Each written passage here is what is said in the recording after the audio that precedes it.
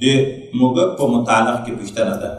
ام المؤمنین حضرت میمونه رضی الله تعالی عنها وایي چې یو موږک په غوړیو کې لوېدلی مړ شوی، د دغه په متعلق کې د ان حضرت صلی الله علیه وسلم نه پوښتنه وشوه. ان حضرت صلی الله علیه وسلم ورته وویلې دا مړ شوی موږک القوها دای ته وغورځوئ او د ده شاوخوا چې کومه غوړي ورسره نښتي دي دا ته وغورځوئ، دا نور غوړي پاک دي.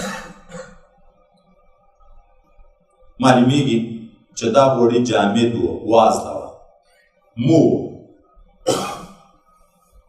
دا چې په یخیو غوړیو کې نجاست ولوېدو، دا نجاست ټیټېږي نه په ټولو غوړیو کې. نو دا د یخي ځای سره چې نښتې ده دا نږدې شاوخوا دا ورسره نجس شو. نجاست لري که دا شاوخوا ځای چې ورسره نښتې ده دا لري که دا نور ذاتي پاک. که په ویده شویو غوړیو کې نجاست ولوېده، موږک کې ولوېده، دغسې دا موږ او تاسې په ټیمانو کې په دغو کې ولوېده، بیا به څه کوي؟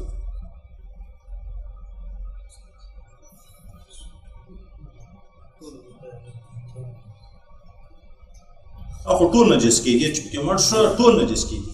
اوس بېرته د صفایي څه لیا شته؟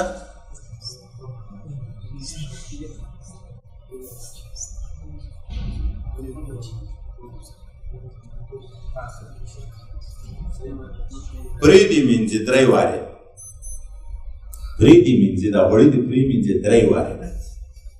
په دغه پاکېږي، خو د مینځلو یې خپله طریقه ده، داسې نه ده لکه لوښی چې مینځي، هر شي خپله طریقه ده.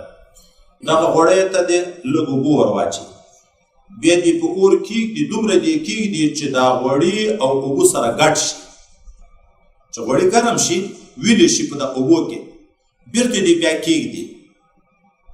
طبیعي خبره ده غوړي د اوبو سر ته پورته کېږي، مو کېږي، اوبه لاندې پاتې کېږي.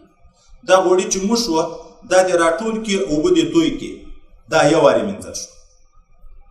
بیا دې اوبه ور واچوي، بیا دې په اور کېږدي چې سره دواړه سره ګډ شي، بېرته دې بیا کېږدي چې بیا دا ساړه شوه، دا سر غوړي دې لرې کړي، اوبه دې توی کړي 3 وارې. د دغه وجه نه عالمګیري چې اسانه طریقه ذکر کوي هغه دا وي چې دغه غوړي چې څرنګه په دغه لوښي کې ګرم شو نو دستي دې سړو اوبو ته توی کړي. هلته د غټ لوښی د سړو اوبو ډک ورته ایښی، دغه غوړي اوبو سره ګډ شوه، ګرم شوه، دا چې اوس سړېږي انتظار ورته کوي، دستي سړو اوبو ته ورته کړه، وازده په سر دا اوبه په سر باندې غوړي په سر باندې موشي، اوبه لاندې شي، بیا غوړي راټول کړه، بیا یې دغسې اوبو ته واچوه 3 وارې دا یې مینځل. یا یې درېیمه طریقه دا ذکر کوي، غوړي په کوم لوښي کې چې ګرم کړه، اوبه ورسره بل لوښی معمولي سروی کړه، معمولي یو ته یې ور واچوه، هلته دغه اوبه لاندې اول ځي، غوړي بیا شاته پاتې کېږي. دا اوبه سوکال سوکال ته ستنې غوندې کنکای سروی پکې شوی، د اوبه ځي ځي ځي ځي ځي چې کله غوړي شروع شو په دا پوه شوې چې یاره اوبه ختمې شوې، دا یو وارې مینځل شو. نو غوړي مینځل کېږي، پوه شوئ؟